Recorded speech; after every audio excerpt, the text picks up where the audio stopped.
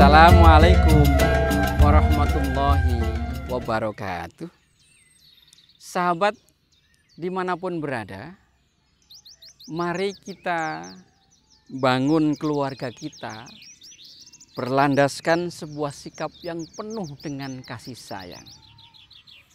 Bagaimana kita menjalin hubungan dengan istri, atau mungkin istri menjalin hubungan dengan suami, penuh kasih sayang.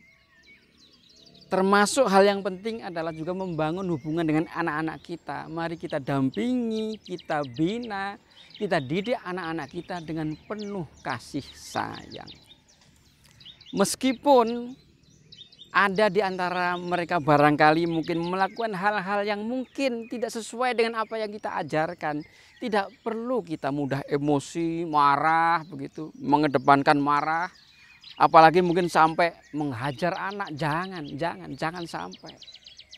Sebab kekerasan tidak bisa mengubah anak. Kalau memang berubah itu karena terpaksa, bukan karena kesadaran. Tapi dibesarkan dengan hubungan yang baik, penuh kasih sayang, itu justru membesarkan, menguatkan, mengembangkan potensi-potensi yang ada dalam diri anak bisa berkembang dengan baik. Begitu juga baginda Nabi Muhammad Sallallahu Alaihi Wasallam begitu kasih dan sayang kepada Husain maupun kepada anak-anak yang lainnya. Begitu pula para ulama-ulama kita. Ada sebuah kisah yang menarik untuk kita ambil pelajaran darinya, yakni Hadratus Syekh Hasyim Asy'ari yang mendirikan pondok pesantren Tebu Ireng Jombang. Dahulu ada di antara santrinya itu yang bandel, istilahnya mungkin bandel begitu. Namanya Sulam Samsun. Dia santri di Jombang, santrinya Mbah Hasyim yang berasal dari Malang. Ketika habis Ramadan, lalu libur, lalu Syawal. Ketika Syawal, para santri pada balik ke pondok. Tapi Samsun tidak berani balik ke pondok. Kenapa tidak berani balik ke pondok? Samsun itu utangnya banyak kepada teman-temannya. Pinjam ini, pinjam situ, pinjam sini. Utangnya banyak. Lalu tiba-tiba ada surat datang ke pondok. Dihaturkan kepada Mbah Hasyim Asy'ari. Bunyinya begini. Ini surat dari ayahnya Sulam Samsun. Mohon maaf, Samsun sudah tidak bisa, Sulam Samsun sudah tidak bisa kembali ke pondok karena sudah meninggal dunia. Oleh karena itu, mohon kesalahan-kesalahannya dimaafkan. Mohon juga utang-utangnya diikhlaskan. Tentu saja Mbah Hasyim Asy'ari sedih membaca surat itu. Lalu mengumpulkan para santri untuk diajak sholat ghaib. Diumumkan kepada santri, ini Sulam Samsun meninggal dunia. Semua kesalahan-kesalahan Samsun dimaafkan nggih? Nggih. Barangkali mungkin di antara kalian ada yang pernah diutangi oleh Samsun. Sulam Samsun punya utang kepada kalian. Diikhlaskan nggih? Karena yang bicara adalah Mbah Hasyim Asy'ari, maka semua santri menjawab nggih, halal begitu. Di saat semua santri menjawab halal begitu, tiba-tiba dari gerbang pondok ada seorang laki-laki muda yang berlari, matur nuwun begitu. Ternyata Sulam Samsun yang berlari. Matur nuwun, terima kasih gitu.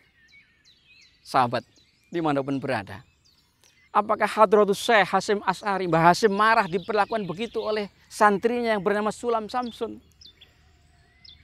Dia malah merembang air mata dari beliau, meneteskan air mata dari pipi beliau, mengembangkan tangannya, menyambut larinya Sulam Samsun dengan kalimat Alhamdulillah. Sulam Samsun lalu dipeluk, Alhamdulillah, ternyata engkau tidak jadi meninggal dunia Sulam Samsun. Sahabat dimanapun berada, maaf, kesalahan-kesalahanmu sudah kita maafkan semuanya, termasuk utang-utangmu. Karena tadi aku sudah bilang kepada teman-teman kalian untuk dihalalkan, semua sudah mengikhlaskan. Barangkali mungkin di antara kalian ada yang mungkin belum ikhlas, nagihnya bukan kepada Sulam ya, kepada saya gitu. Madeg. Hati Sulam Samsun madeg begitu.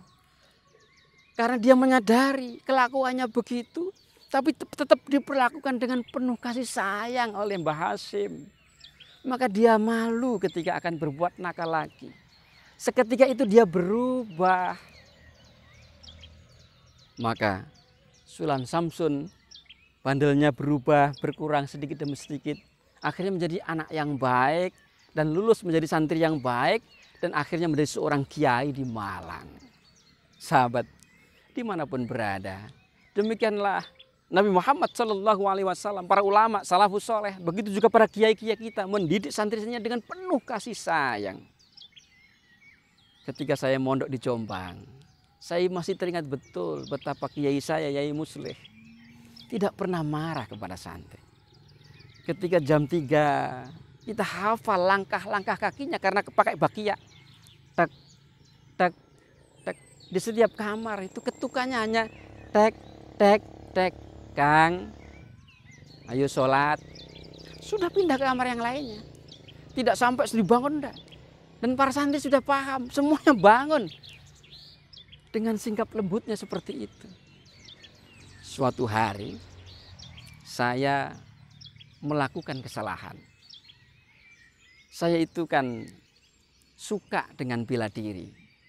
Ikut bela diri di luar pondok. Biasanya latihannya siang. Waktu itu latihannya malam.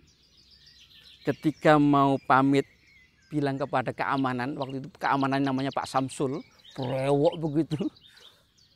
Kumisnya jelepreng begitu.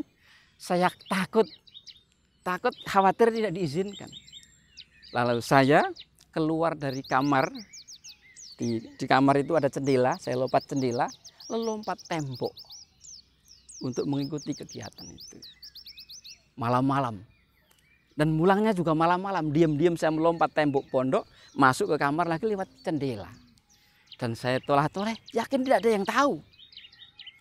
Pagi-pagi, setelah sholat subuh, ada utusan yang datang ke kamar. Kang, dipanggil, ditimbali Yai. Madeg saya. Saya menghadap Kiai. Di hadapan Kiai, saya duduk, menunduk. Apa yang dilakukan beliau marah? Enggak. Bahasanya berubah menjadi kromo halus. Kang, panjenengan niku dititipaken tiang sepah panjenengan tembriki supados ngaos. Madeg, menangis saya di situ. Dan sampai sekarang saya nggak tahu siapa yang memberitahu kepada Yai Muslih. Kok beliau tahu? Dan saya berubah, tidak berani lagi melanggar peraturan pondok karena kelembutan kiai saya. Karena kasih sayang yang dilakukan oleh kiai saya. Semoga ini menginspirasi kita bersama. Mari kita besarkan anak-anak kita, anak didik kita dengan penuh kasih sayang. Insya Allah mereka akan tumbuh dengan baik dan menjadi orang-orang baik. Karena kasih sayang itu rahmah. Semoga bermanfaat. Wassalamualaikum warahmatullahi wabarakatuh.